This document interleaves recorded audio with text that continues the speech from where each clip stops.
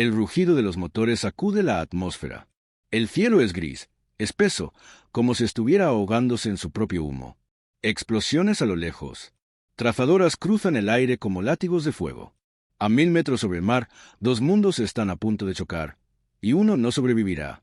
Bandada enemiga a las 10. 12. No. 16 Zeros aproximándose en formación. Aquí Corsair 1. Todos listos. Mantened altitud y esperad la orden.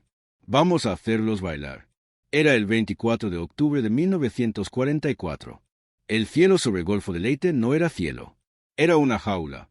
Una jaula gigantesca hecha de metal, fuego, humo y miedo. Japón y Estados Unidos estaban librando la batalla más colosal del teatro del Pacífico. No solo por el tamaño de las fuerzas involucradas, sino por lo que estaba en juego. Filipinas. El corazón de las rutas marítimas, el muro entre la guerra y la caza. Si los japoneses perdían Leyte, perdían el acceso al petróleo del sudeste asiático. Perdían la guerra. Y estaban dispuestos a todo. Ese día, la Marina Imperial lanzó una ofensiva desesperada. Mandaron todo lo que quedaba: acorazados, destructores, submarinos y escuadrones enteros de aviones. Muchos pilotados por jóvenes sin experiencia, casi sin combustible, casi sin futuro. Lo que no sabían era que Estados Unidos ya había soltado su nuevo depredador. El F-4 Corsair. Un monstruo alado. Veloz, letal, con alas de gaviota invertida y la fuerza de un trueno. No era elegante. No era simpático. Era la respuesta a años de derrotas y un aviso de lo que estaba por venir. Los japoneses estaban acostumbrados a luchar contra Hellcats, Wildcats, incluso P-40. Pero esto era diferente. El Corsair no solo era más rápido. Era más fuerte, más resistente, más feroz. No se limitaba a interceptar. Perseguía, acosaba, cortaba formaciones enemigas como una hoja caliente en mantequilla. Los primeros en notarlo fueron los pilotos japoneses que se alzaron desde Luzón ese mismo día. 20 aviones Zero. Formación clásica en V-altitud media. Objetivo: interceptar bombarderos enemigos que se dirigían a la flota. Pero no llegaron, porque los Corsair estaban esperándolos en lo alto, ocultos tras el sol, listos para caer como lobos sobre ovejas ciegas. El primer contacto duró apenas 90 segundos. 3 Zeros ardieron antes de que sus pilotos entendieran lo que estaba pasando. Uno explotó en el aire tras una ráfaga directa al tanque de combustible. Otro cayó girando, dejando una estela negra y espesa. Un tercero intentó huir, pero el Corsair lo alcanzó, le disparó por debajo y lo partió en dos. Desde tierra, los operadores de radar japoneses escuchaban con horror las comunicaciones. No son Hellcats. Son más grandes. Son más rápidos. No podemos. Estática. Silencio. 15 minutos después, el escuadrón japonés había desaparecido del mapa. Pero eso fue solo el principio. Los pilotos japoneses no estaban acostumbrados a eso. Desde el inicio de la guerra, ellos eran los cazadores, los dueños del cielo. Su Mitsubishi A6M Zero había sido, durante años, el terror del Pacífico. Ligero, maniobrable, capaz de hacer giros imposibles para cualquier caza estadounidense de 1942. Pero los tiempos habían cambiado, y nadie se los había dicho. En los entrenamientos les enseñaban que el Zero podía burlar a cualquier enemigo en un giro cerrado. Que, si lo perseguían, solo debían cortar velocidad, voltear el avión y dejar que el perseguidor se pasara de largo. Lo habían hecho 1000 veces. Y había funcionado. Hasta ahora. Porque el Corsair no jugaba con esas reglas. Los informes de los primeros combates eran desconcertantes.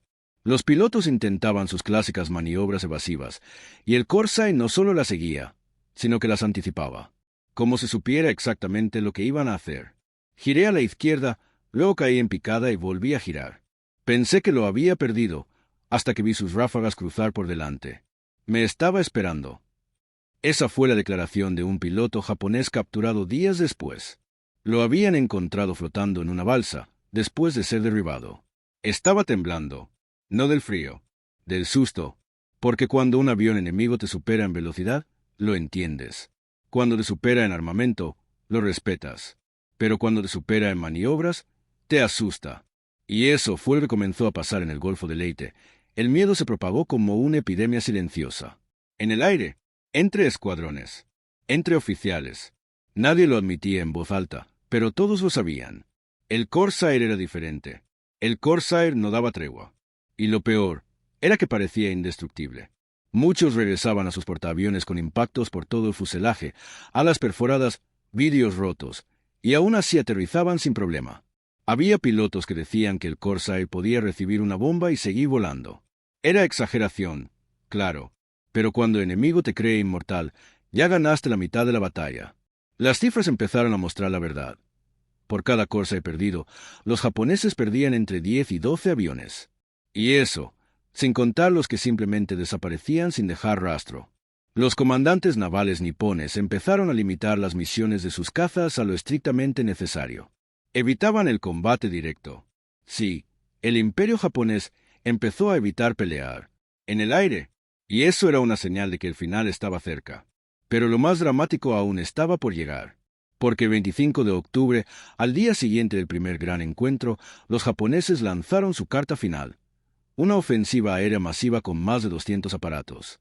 Aviones de todo tipo, incluso viejos modelos rescatados de hangares olvidados. Todos con un solo objetivo: atacar a la flota estadounidense que avanzaba hacia Leyte. Fue un intento desesperado por cambiar el curso de la historia. Y el Corsair estaba allí para recibirlos. Los escuadrones estadounidenses despegaron apenas detectaron el movimiento enemigo. Corsairs, Hellcats, Wildcats, todos listos. Pero fueron los Corsairs los que llevaron la punta del ataque. Y lo que ocurrió fue algo que pocos habían visto antes: una carnicería aérea. Desde los barcos se podía ver el cielo cubierto de estelas, explosiones y fuego. Era como un enjambre de acero y humo. Los Corsair no solo derribaban a los atacantes, los cazaban como si fueran blancos en un campo de tiro. Un piloto estadounidense, el teniente Haro Gorman, describió ese día así: parecía una tormenta de avispas, pero solo las nuestras picaban.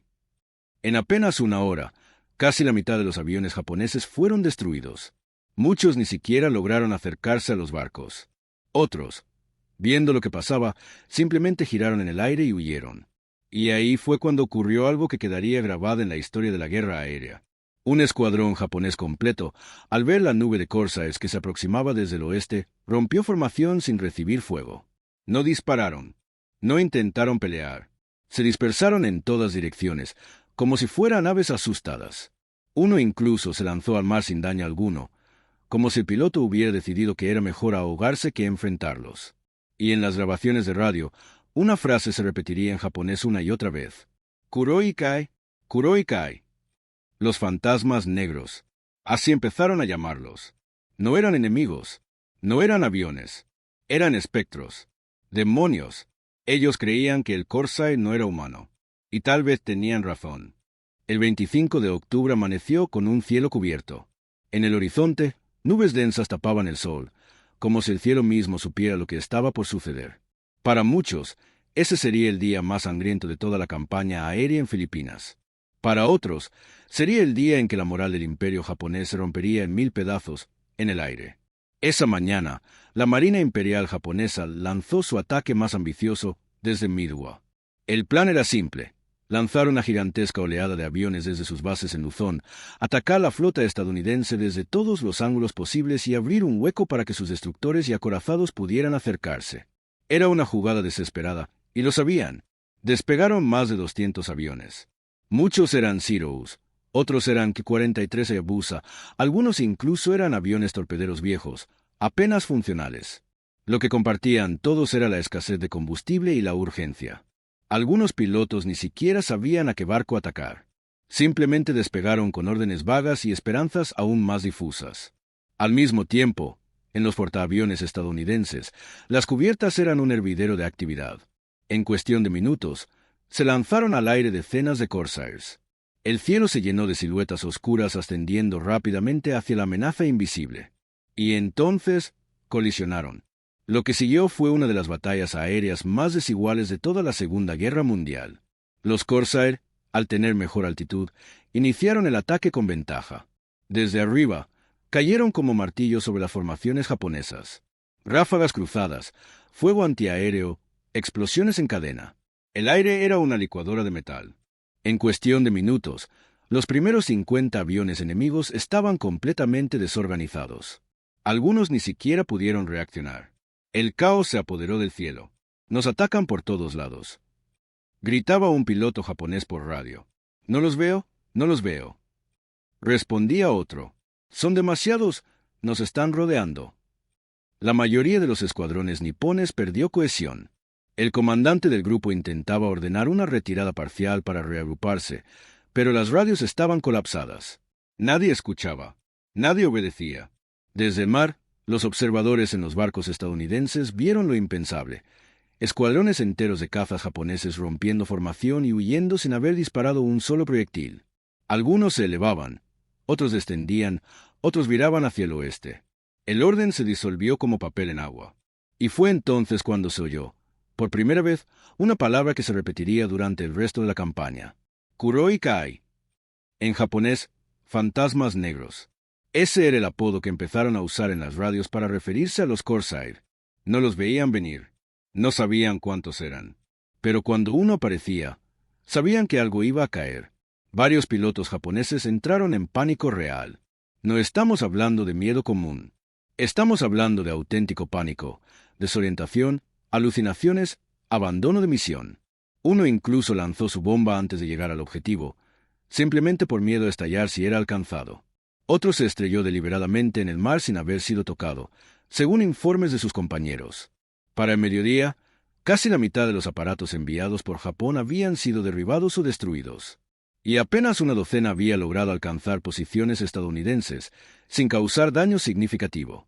Los Corsair seguían patrullando, volando en círculo, dominando el cielo como si fueran reyes invisibles. Nadie los alcanzaba. Nadie los superaba. Un piloto estadounidense comentó en su reporte: «Pensé que íbamos a luchar, pero fue una ejecución». Y así fue. La batalla no fue una pelea. Fue una masacre aérea. Y en la mente de los comandantes japoneses quedó claro, el aire ya no les pertenecía. Ese día, el miedo bajó a tierra con ellos. Y el siguiente paso de Japón fue aún más trágico. Si no podían ganar el cielo con maniobras, lo harían con muerte. Fue ahí donde comenzó la verdadera era del kamikaze.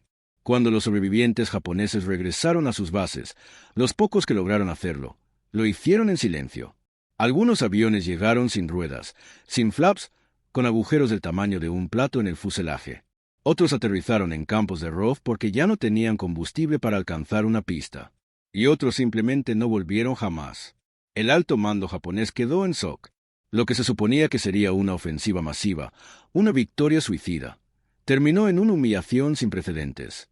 Lo que habían enviado como una fuerza temible, terminó como un grupo desorganizado, perseguido, aplastado desde el cielo.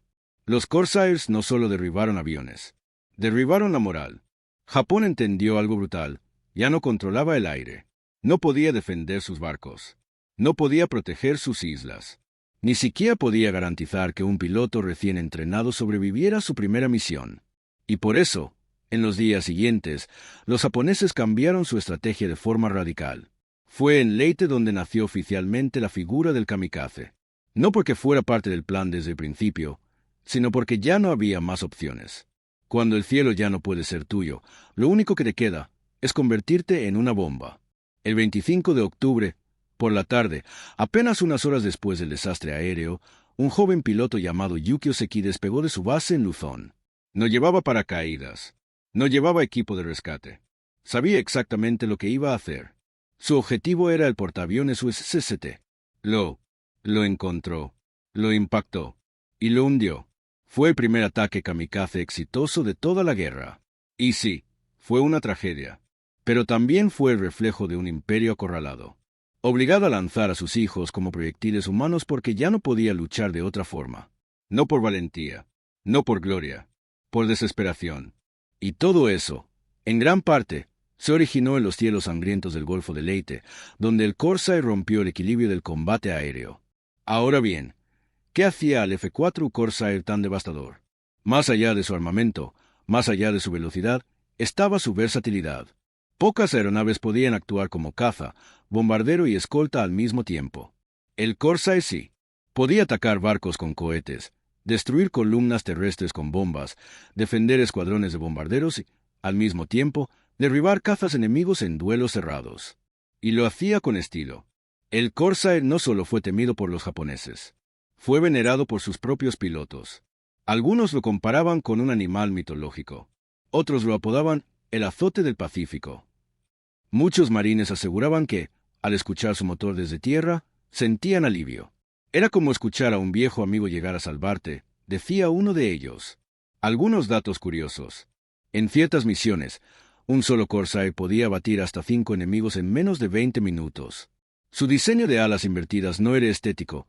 Servía para albergar la enorme hélice y facilitar el aterrizaje en portaaviones. Era tan confiable que, después de la guerra, muchos Corsair siguieron volando en Corea y como parte de escuadrones en países aliados. Se han registrado más de 11,000 unidades producidas, un récord para un caza naval de su tipo. Pero no todo era perfecto. Era difícil de maniobrar a baja velocidad, especialmente en aterrizajes. Al principio, muchos pilotos novatos se accidentaban al tratar de posarse en la cubierta de los portaaviones. Aún así, con entrenamiento, se volvió uno de los favoritos. A veces, para entender la magnitud de una batalla, no basta con mirar las cifras, ni siquiera con contar los derribos o medir los kilómetros conquistados. A veces, hay que ponerse en el lugar del otro, del que pierde, del que no tiene opción. Imagina esto, eres un joven piloto japonés. Tienes apenas 19 años. Te entrenaron rápido, sin tiempo para aprender realmente a luchar. Apenas volaste en simuladores de tela y madera. Y ahora estás sentado en la cabina de un Zero con el cielo del Pacífico frente a ti. Te han dicho que debes detener a los bárbaros invasores. Que la misión es sagrada. Que morir no es el final, sino el deber cumplido. Pero tú solo tienes miedo. Tus manos sudan. Tu garganta está seca. No sabes si regresarás. Vuelas con tu escuadrón hacia el sur. Te han dicho que hay portaaviones enemigos cerca de Leyte, que debes impedir el desembarco. Pero mientras avanzas, ves algo en el horizonte. Son siluetas oscuras. No sabes cuántas. No sabes qué modelos son. De repente, todo explota. Tus compañeros gritan. Un ala cae. Una estela de fuego cruza por tu derecha. Tú maniobras, giras como te enseñaron, pero ellos ya están detrás de ti. Uno te sigue, lo ves por el retrovisor. Te está sonriendo. O eso parece. Dispara. Sientes el impacto. El metal vibra. El motor escupe humo. Miras abajo. El mar está muy lejos. Te preguntas si dolerá. En ese momento, ya no piensas en el emperador, ni en el deber. Piensas en casa, en tu hermana menor, en tu perro, en el arroz que no volverás a comer. Entonces entiendes algo. El enemigo ya no es solo más fuerte. Es implacable. Es frío. Es preciso. No tiene dudas. Y tú, ya no puedes más. Eso fue lo que sintieron muchos pilotos japoneses cuando enfrentaron por primera vez a los Corsair en Leyte. No fue solo una derrota aérea. Fue una derrota emocional. Una batalla que se perdió antes del impacto, antes del derribo, en el corazón. Por eso, cuando hablamos de historia, no hablemos solo de cifras. Hablemos de personas. De pilotos que volaron sin esperanza. De enemigos que, aun siendo rivales, merecen ser entendidos. Porque en el aire, al final, todos son solo hombres, intentando sobrevivir al infierno. Y si te preguntas si fue mejor avión del Pacífico, te diré algo. Tal vez no el más veloz, tal vez no el más ágil. Pero si el más temido, el más letal, el que hizo que escuadrones enemigos rompieran formación solo al verlo. El que llevó al enemigo a entrar en pánico. Y ese es un legado que muy pocos cazas pueden reclamar. Después de Leyte, la guerra continuó. Pero Japón ya no volvió a tener supremacía aérea. En cada isla que se recuperaba, en cada avance aliado, los Corsair estaban allí, vigilando desde el cielo. Cuando la guerra terminó, muchos de esos aviones fueron retirados, vendidos, desmantelados. Pero algunos sobrevivieron. Hoy están en museos, en aeródromos históricos, restaurados con amor por entusiastas. Sus alas aún brillan. Su historia sigue viva. Y su leyenda también. Porque en una guerra tan brutal, tan caótica, tan humana, hay momentos que lo cambian todo. Y en Leyte, el momento fue este, cuando un escuadrón de cazas enemigos vio a los Corsair aproximarse y decidió no luchar. Simplemente se fueron. El cielo ya no era suyo. El miedo ya se había instalado. La guerra había cambiado. Y tú, que estás viendo este video, ahora lo sabes. Has sido testigo de cómo un diseño brillante, una estrategia audaz y un avión convertido en símbolo pudieron hacer temblar hasta al enemigo más orgulloso. Suscríbete si te gustó el video Y acompáñame en el próximo vuelo a través de las guerras, los cielos y las historias que merecen ser contadas. Déjame tu comentario. ¿Qué otro avión de combate quieres que exploremos? ¿Te gustaría una historia sobre los kamikaze? O tal vez sobre los pilotos que regresaron de misiones imposibles. Esto fue Leite. Esto fue el Corsair. Nos vemos en la próxima misión, piloto.